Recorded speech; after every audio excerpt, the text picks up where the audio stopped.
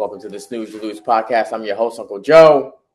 This is a sports and sports betting podcast where the motto is and always will be win together, lose together. Thanks for joining us here live on Millions. If you're watching us on YouTube, don't forget to hit that subscribe button. Tell a friend to tell a friend. Share the stream. Thanks to everybody tuning in. If you're listening after the stream on any streaming platforms, make sure you hit that subscribe button and tell a friend to tell a friend. New listeners, old listeners, you know how we rock. We don't try and take up too much of your time, so let's get right to it. 2 Monday Night Football games again tonight. A bloodbath of a Sunday with picks. Literally nothing went right for me. Make sure everything's good here. Went right for me on Sunday. The Liberty loss. Our teaser loss. My fantasy baseball team lost in the second round of the playoffs. You guys rarely ever hear me talk about my fantasy team because I'm here to let you know nobody cares about your fantasy team. Especially you fantasy football players, no one cares. But my fantasy team lost, the Liberty lost, the teaser lost, the Jags killed us. It was just a bloodbath of a Sunday. It was just really, really an awful Sunday. But we got 2 games tonight. We're going to get you ready for them. Eagles and the Buccaneers started off for game 1. Game 2, you got the Rams and the Bengals. I am not happy seeing this Eagles line move right before game time up to -6. That doesn't make me feel good at all. If you're following us on Twitter, which you should be doing, make sure you follow us on all social media platforms. We gave out a parlay because I didn't love nothing really on the board today. Small baseball slate. We're obviously not betting on preseason hockey. 2 NFL games that I'm not thrilled to get behind, but as we get closer to kickoff, the Buccaneers plus the points seems enticing. That seems the way most sharp bettors are on this game. I went with Eagles money line with the Mariners plus 1.5 for a parlay. You can get it at plus 105 on DraftKings. It obviously has moved a little bit now if you didn't get it already because of the line change with the Eagles line going from -5 to -6. And I'm not happy about that. That makes me feel like the money is – this camera's ticking me off. It makes me feel like the money is pouring in on the Eagles, or maybe Vegas is trying to get people to bite because the sharp bettors are on Tampa Bay. And it's going to be an interesting matchup. We're going to talk about some of the other games yesterday, but this is going to be an interesting matchup because both of these teams are undefeated, right? You got both teams 2-0. Someone's obviously going to go home with a loss today. The Buccaneers, a surprising start. Off to a good start. I talked about this 2 weeks ago, how I thought they was going to come in and lose that first game against the Vikings. They didn't. They took care of business on the road. Then they beat up on the Bears. We are quickly seeing that the Bears are the worst team in the league. So nothing to be impressed about there. But the Buccaneers still have a very solid defense led by coordinator Todd Bowles. They have a very good defense.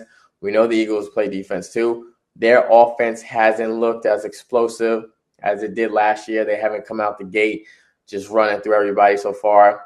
Close call against the Patriots in week 1. And then who they played? Yeah, then another one where they short week where they played the Vikings where they were in control, but it was still a game. So they haven't looked as dominant. They have some injury issues as well too, especially in that Vikings game. They were banged up in the secondary. But I don't know. I points-wise, I wouldn't be shocked if the Eagles came out and won this game by 10 points, right? Because this is going to be the toughest task defensively so far this year that Baker Mayfield has faced. This will be his toughest task. So this is going to be a measuring stick for him and that Buccaneers offense. But the defense is going to be there. The defense will be able to keep them in the game. Like we just said, the Eagles are not blowing people out, not looking as scary or as dominant as they did last year. This is going to be a good matchup, and I do not like that line moving a full point. If this went to 5.5, I don't really blink. But a full point that close to game time can only mean 2 things. Like I said, it could either mean that the public is still absolutely hammering the Eagles, thinking they're just going to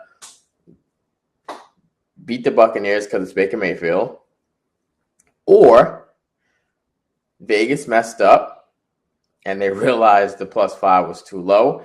They're trying to get more people to take the Bucks and hopefully break even on this. I'll tell you one thing. The sports books cleaned up on Saturday after that Colorado and Oregon game. We'll get to that. They cleaned up with all the money that was on Coach Prime in Colorado to cover some people that had them to win. But they gave it all back. They gave it all right. They got it all right back with that Jacksonville game. They had to pay out a lot on Saturday, but they collected big time on Sunday with the Jaguars losing. I mean, the Jaguars destroyed literally. I know they destroyed survivor pools. They destroyed teasers. They destroyed straight up bets. They destroyed parlays. They single-handedly did it all. And it was, it's a division game. It's a division game, and if you read my write-up on it, I didn't think they were going to cover to begin with. I felt it would be a little bit of a hangover letdown spot, coming in and not playing well against the Chiefs, but it was at home. If they had to travel to Houston, I probably wouldn't have touched it. They were at home. They don't have a look-ahead game. It's not like they're playing somebody big coming up. They're going to London to play the Falcons, where they always play well at. So now you have a big look-ahead game.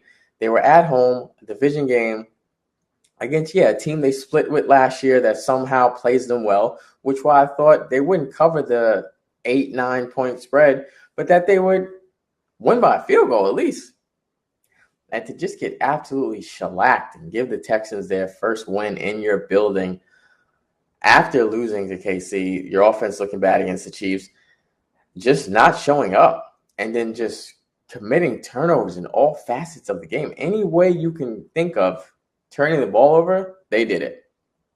They committed it, and literally every single way. Fumbles, interceptions, blocked field goal, kickoff returns. It was. I'm still upset about it. But yeah, I don't like this. Now I look as I refresh, it's back down to 5.5. So this line is definitely dancing. You don't know what you're going to get as we jump back to Monday Night Football with Eagles Buccaneers. But the smart bettors, as they say, the sharps are all over the Bucks. And we're going to see this. Like I said, it's going to be a measuring stick for Baker Mayfield and company in that offense. I know the Eagles are obviously going to still look to stay undefeated, but somebody's got to take an L tonight. In game 2, Rams-Bengals. We know already the Bengals sitting at 0-2. The Rams playing better than most people expected so far this season. This is a must-win game for Cincy. It's as simple as that. Joe Burrow is confirmed active. He's going to play. We know he's got that calf injury, but he will play tonight. And this is a must-win. That's literally why he's playing. This is a must-win. We saw his teammate Jamar Chase saying before when he got hurt in camp that, he should sit out until he's 100%. And I think he would have. If this team was maybe 1-1, I think he probably does sit out. But to be 0-2, there's no room for error anymore. You can't go 0-3 in this league and still expect to run the table and make the playoffs. That is a huge margin. This ain't baseball. It's not like that, or even the NBA. You could lose either one, even the NHL, almost literally any other sport. You can lose 3 straight and be okay. You can't lose 3 straight in the NFL. Is it impossible? No, but that is a huge, huge hole to put yourself in to try and climb out of. And then you have to play pretty much perfect for the next 6-7 weeks. And you don't want to put that type of pressure on yourself. So this is a must-win game. Also a revenge game from the Super Bowl. There's still players on that Bengals team that lost to this Rams team in the 2022 Super Bowl. This is a big revenge game too for Cincy. So there's some guys out there that hate the Rams, cost them a ring. You would have to think with Burrow playing, this is a must-win game for the Bengals. I don't have anything financially invested on this game, but you would have to go Cincy in this matchup. Actually, that's a lie. I just took a little parlay when I saw Burrow was going to play. I threw a parlay with the Bengals and the Texas Rangers, which I'm going to get to as well too. It's insane. When we started this show here on Millions, we talked about how dead in the water the Rangers were, how bad they started the month of September. And now here we are 3 weeks later, they have a two and a half game lead in the ALS. But sticking to NFL and tonight's matchup, yeah, this is a must-win game.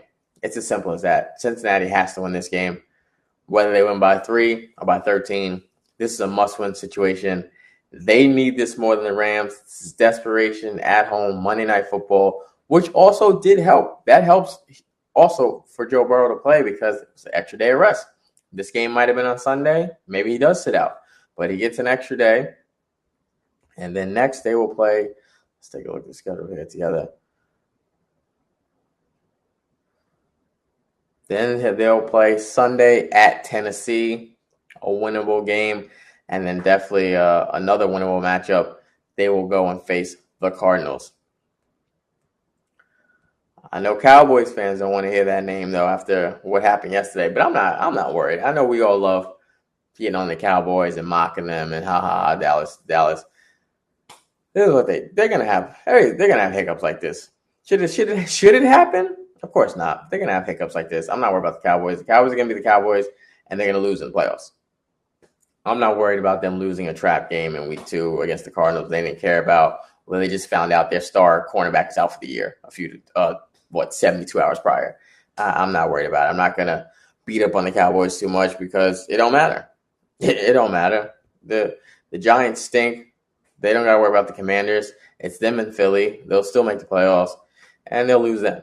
So it's nothing. I'm not really gonna get on them for that.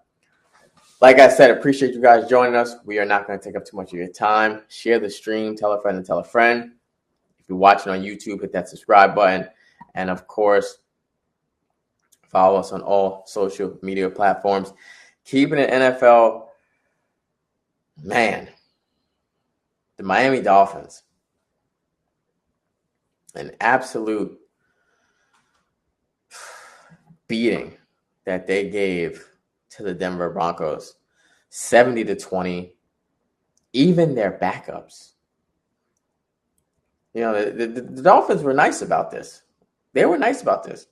Pulled the starters, had the backups come in, and the backups still scored 21 points. So the backups would have still won 21-20 over the Broncos. And I talked about this a lot last year before Tua got hurt, and even when he did get hurt. Everybody was, with the way this offense is constructed, and how fast they are, and a solid defensive team as well, too. But the credit goes mostly to their offense, just flying up and down the field. I never thought the Dolphins were a Super Bowl team last year, before or after Tua's injury. And I stood on that time and time again, week after week. I said on the show, I didn't think they were a Super Bowl team. Everybody kept saying, oh, they could be there, blah, blah, blah. I didn't believe it. But this year, and I know it's the Broncos, and you can't get excited because it's only week 3, and health is the biggest thing. Tua has to stay healthy. Tyreek Hill has to stay healthy. But definitely Tua has to be on that field. But it just seems, it's just got that feel. Sometimes you just got that feel where it looks like something's buzzing here. Something's buzzing here. Because it was like that last year with the Eagles, where you just saw them week after week just figuring it out and just running through teams. It's like something's bubbling here. And I don't know, the Dolphins are just kind of giving me that feel this year. I'm not ready to put them in the Super Bowl yet. But I'm saying it feels different. It feels, and I know it's the Broncos. So we clearly see how bad Denver is, how this Sean Payton experiment isn't going to work, how this Russell Wilson experiment is not going to work. I don't know where you go from here from them. First of all, they shouldn't have been allowed to get on the team bus, the plane, whatever they took to get to that game. Everybody should have to find their own transportation. They shouldn't, anything Denver Bronco assigned to them, jerseys, socks, T-shirts, anything should have been stripped. From anyone that was on that field in that game, it should all have been stripped. You should have to find your own way home, your own clothes, everything, your own meal. It's to give up 70 points. There's a reason why it hasn't been done since 1966. There's no way you should give up that much points at this level. That it looked like a college game. It actually looked like a high school game. And they were, like I said, they were nice about it. Not only did they put the backups and still just kept scoring, they also stopped. They also took the knee and didn't go for the record.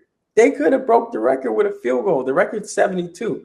They could have kicked a field goal, broke the record for 73, and they said they didn't want to embarrass you. Wow. Humility. They cared enough to spare your feelings. Because let that have been the Patriots. Bill Belichick kicking that field goal. Bill Belichick might have tried to put up 85. They said they didn't want to embarrass you. Rested the starters. You still couldn't stop a nosebleed. Didn't go for the record. Everything and everyone associated with the Denver Broncos yesterday should be fired. Everyone, just clean house from top to bottom. Because where do you go from here? Where do you go from here? Russ is clear, like I said, Russ ain't the answer. It's clear. We're finding out it was all a facade. We were all fooled by his charm of speaking nice and thanking the Lord after every game and taking care of his family and being a nice guy and not cursing and everything. We were all fooled by it. He sucks. It's as simple as that. It was a cover-up. We now see it was Marshawn Lynch and the Legion of Boom. Did he make a few plays to Tyler Lockett? Yeah, he did. But clearly we see it wasn't him. It wasn't NP Carroll, of course. It was never Russ. He's an industry plant. Like they would say in music, he's a plant. We fell for it. He is as big as a fraud as there could be because there's no way you could be this bad. And no one's expecting. Well, I know last year people expected him to come in and take them right to the Super Bowl. Remember we saw the videos, people running down the stairs in Vegas to punch their tickets in to bet on the Broncos to win the Super Bowl as soon as he got signed. There was hype. But now even this year, the expectations aren't even that high. We were just expecting him to play better. Okay, well, he's healthy now. He's going to at least have a better season. He's got a new head coach. No, he sucks. There's no way around it. He's not good. It was all a facade. We fell for it. He's not. It's not. This ain't it. This ain't it. But the Dolphins, it's got that feeling. We'll see. It's only week 3, so you know me. I don't like to be a prisoner of the moment. Something's bubbling here. Something's brewing here. It just feels a little different because now also with Raheem Mostert in the backfield, you still got. I don't even think didn't Waddle miss this game? Isn't Waddle hurt too? He didn't even play. Yeah, it's looking scary. It's looking scary because I don't know how teams are gonna be able to keep up. Because even if they give up some points, you're gonna have to score 40 because they can. You're gonna have to beat them 44-41.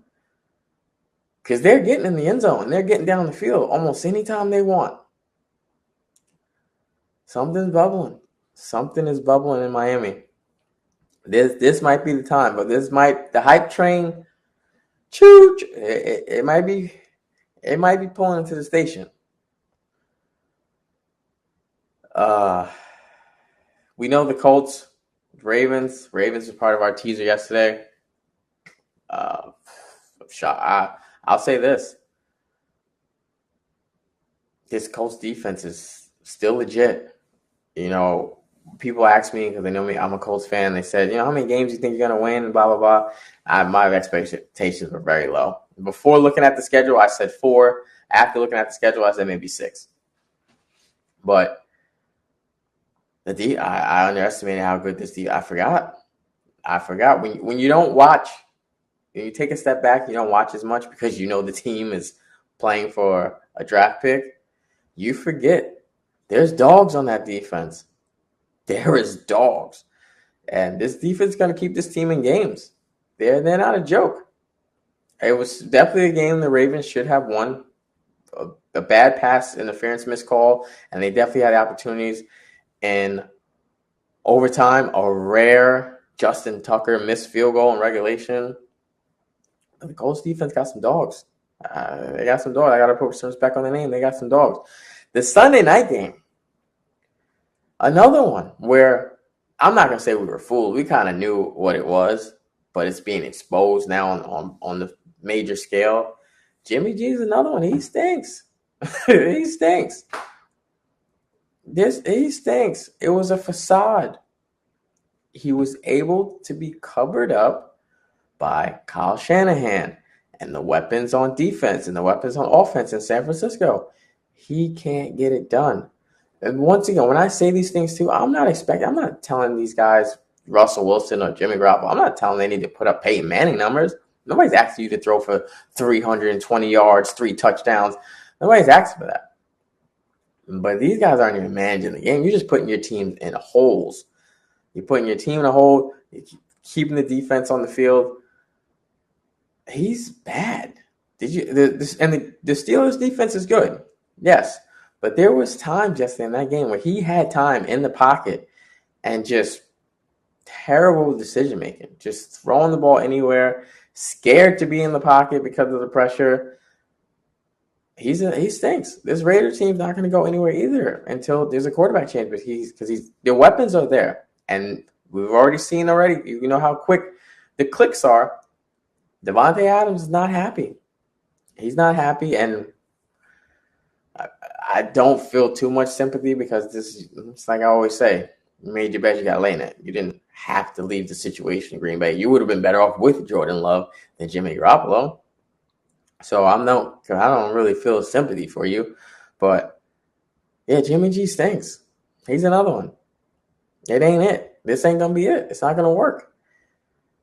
This is not – and having Josh McDaniels as a head coach is not helping. It's not helping. I was baffled when he went for a field goal. With the game, it comes to a certain point where you got to throw all the analytics out the window and all this nonsense because at the end of the day, it's confidence. Confidence and momentum are real things in sports. When you have your offense struggling already to begin the season and in this game, struggling, you finally get down the field. You even get bailed out. They were bailed out. They went for the field goal. The kick was good, but they got a flag that gave them an automatic first down. Got another 3 tries, didn't convert, 4th down again, went for a field goal again. It's too late in the game for that. You got to go for the tutty. You don't get it? It is what it is. Because even kicking the field goal, there's no guarantee you're getting the ball back. You're playing the numbers game. Oh, we got the 2-minute warning. We got 3 timeouts, blah, blah, blah. All it took was 2 first downs, sign, seal, deliver, game over. You got to go for it. You go out there, you convert on 4th down, score a touchdown, the game changes. Now the pressure is really on the Steelers because now you still got your 3 timeouts. You have the 2-minute warning. The pressure is all on them. You take some of the pressure off when they see you line up, kick that field goal. Okay, guys, now we're good. Now all we got to do is just get a first down. We don't even need to score. We don't even need to get in deep into their zone. We just need a first down. That's a huge different mentality to come on the field. I was going to do a video the other day. I didn't get a chance to do it. The head coach for Tulsa, Kevin Lewis, I remember the first game against Oklahoma. They come out of the locker room. It's 35-17. You're already getting your dicks kicked at home, your home opener. It's 35-17. Your team marches down the field to start the second half. It's 4th and 2 inside the 5. And he decided to go for a field goal. What are you teaching these kids? That is a quitter's mentality. You were already probably not going to win this game, right? You're down 35-17 against a ranked opponent. You're already pretty much not going to lose. Well, that's a quitter's mentality to tell these kids, we're so close, but let's just take the field goal. And you know what happened? They never got into the red zone again in the second half. They were outscored 28-3 in the second half of that game. They never got into the red zone again. Because it's mentality, it's momentum, it's confidence. You're teaching these kids to quit. You got to go for it. It's 4th and 2. We don't get it. F it. We were probably going to lose anyway, but let's go for it. Let's put a helmet on a helmet and go and try and get these 2 yards. Same thing with this Raiders game. Go for it. You got to go for it. I don't want to hear, oh, we got 3 timeouts or 2-minute warning. No, because all they need is a first down and it's over. We get a first down, then we take knees, it's over. Your timeouts mean nothing. They mean absolutely nothing. And that's exactly what happened. They never got the ball again, and they lost 23-18. It's mentality. Got to go for it. Yeah, I'm not saying from your own or from their 40, but you're inside the 20 that late in the game. It's situational coaching. You got to line up and go for it. Put a helmet on a helmet and get the job done. If not, you're going to lose. And guess what? More than likely, if you do kick it, you're going to lose anyway. Stop teaching these kids to quit. You go for it. This Eagles game is kicked off. Looks like Philly went. I think the Eagles had the ball first. Looks like they went 3 and out. Yep. Eagles punted away. Well, Bucks 4-5 already. Bucks are going to punt it away. It's going to be an ugly game, too. A lot of smart bettors, too, are also on the under. I think, like I said at the start of the show, if you're just now joining in, the Eagles' offense hasn't looked as explosive. The Buccaneers are going to be up against their first real defensive test. So we see how that goes. Guys, I appreciate you for always tuning in and rocking with us. Tell a friend and tell a friend. Every Monday, 7 o'clock, we're going to talk a little MLB before we get out of here. Our official play today was Eagles money line with Seattle plus 1.5. A huge series today. Mariners, Astros in Seattle. Astros just it's crazy. We talked about this, and when we talked about it before, we were more so talking about the Rangers, but we were talking about the division as a whole, and it just seems like nobody wants to make the playoffs in the ALS. The Astros 3-7 in the last 10 just swept at home to the Royals. Unexcusable. That's unexcusable. Then you got Seattle. They got swept, but it was at least against the Rangers. At least against a good team that's also trying to fight for a spot and win the division. But I'm impressed. I got to give credit where credit's due, and I'll eat my words if the Rangers win this division because they were 1-6 to start September. And now here they are, 5-game winning streak with a chance to win the West after losing Scherzer, after losing DeGrom. I'll put my foot in my mouth. If I'm wrong, I'm wrong. I'll say it. But nobody wants to win that division. It's literally a seesaw battle. Before the Astros had it, now Texas had it. Huge series. The final 4 games will be between Texas and Seattle. In Seattle. That's going to be huge. It's going to be an electrifying atmosphere too. And for the Astros, their last 3 games will be against the Diamondbacks in Arizona, another team fighting for a wild card spot. Bad loss today by Arizona. Blew a game today with Kelly on the mound against the Yankees. So I didn't think the game was even going to be played with the way the weather and the rain and everything like that. But the game did play, and the Yankees came back and won that game 6-4. That's a real bad loss for the D-backs fighting for a spot.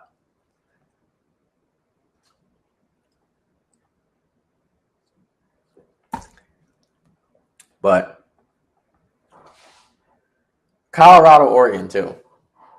Before we wrap up the show, make sure you guys follow us on all social media platforms as well. Watch us on YouTube. Hit that subscribe button.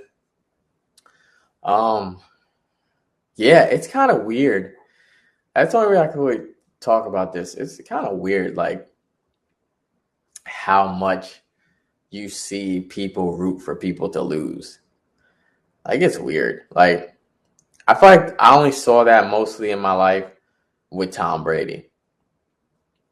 People wanted Brady to lose. Always wanted Brady to lose. Always wanted the Patriots to lose. And I got it. I understood it. And then I got to a point in life where I was like, wow, this is incredible. I'm not going to care. And I guess with LeBron too, right? We see that a lot with LeBron. But with Prime in Colorado, yeah, it's just weird. It's just weird because it's like you do so much.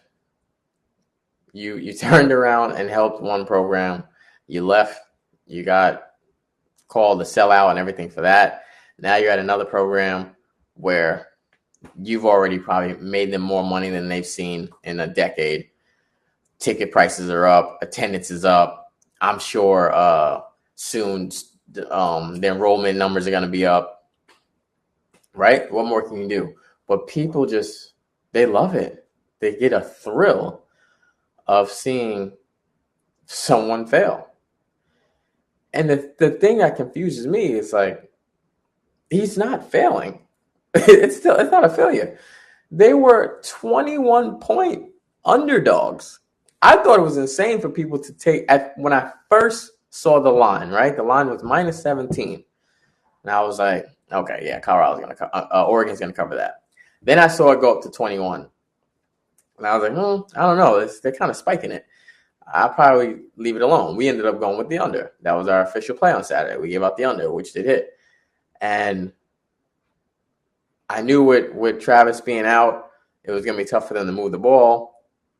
And they're playing a really good team. Oregon's a very good team, a very good program. But it's just weird to see how much, like, even the coach of Oregon, how much this, like, meant to him to beat a team that you were favored to win by 3 touchdowns. Now, that's the thing. You didn't beat UCLA. You didn't beat Ohio State. You didn't beat Bama. You beat a team that won 1 game last year.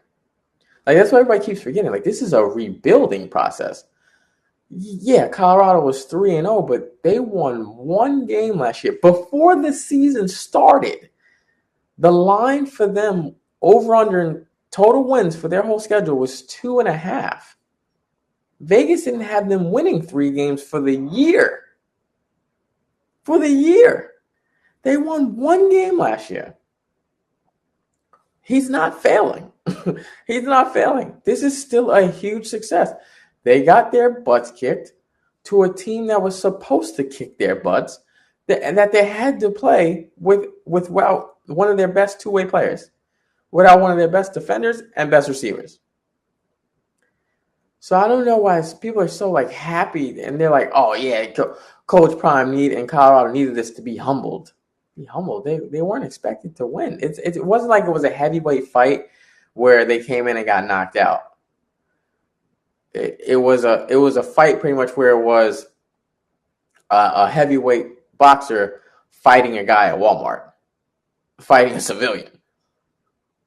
Everyone knew that they were supposed to lose this game and lose it badly. That's why they were 3-point touchdown dogs. You're not supposed to win when you're when you're a plus 21 team. You're not supposed to win the game. So this isn't a failure. And the one thing Coach Prime said, which he's not lying, you better get them now. Because like I said, this team won 1 game last year. So now, with what he's doing with this program, the coaching, the facility, the recruitment, the transfer portal, they're only going to keep getting better. This program is only going to keep growing and keep getting better. So you guys better enjoy it. Because in 2 years, they're going to be a juggernaut. And you think it's annoying now when they're fighting for clicks and they're doing the Shador. You think it's annoying now? Wait till they're 13-0 in 2 years. It's gonna be annoying. It's gonna be real hard to knock them off that tree then when they're in a position where they're fighting to be in the playoffs. It's gonna be real tough then. So it's just weird to me. I don't understand how that narrative is being spun. Like, oh, they needed to be humbled. That they needed this. I mean, they needed what? They're not good. They're not good yet. It's a rebuild. They're not good yet. They're not supposed to beat Oregon yet. It's not supposed to happen. They weren't gonna come in and shock the world and win this one. It wasn't. That's not a thing yet. It takes time. They won 1 game last year, just 1. They're not supposed to beat Oregon, but I tell you this: what? Oregon. Who the hell are you? That's the thing too. Like, who the hell are you? What have you done? Y'all not gonna do nothing. You know, when it comes down to it, the dust is cleared, smoke is settled. You ain't gonna beat nobody either. You're gonna do what you do. Be close enough to smell it and choke. It's a joke. I love you guys. I appreciate you. Follow us on all social media platforms. Hit that subscribe button. Thanks for joining us on Millions. If you joined in late, you can rewatch the stream live. Well, not live. You can rewatch it though. If you're watching on YouTube, hit that subscribe button. If you are listening to this after it aired on Millions and you're listening to it on a streaming service, hit the subscribe button there as well. Give the show 5 stars. In the words of the icon Billy Walters, I've had some losing weeks. I've had some losing months. Never had a losing year. Snooze You Lose podcast. Till next time.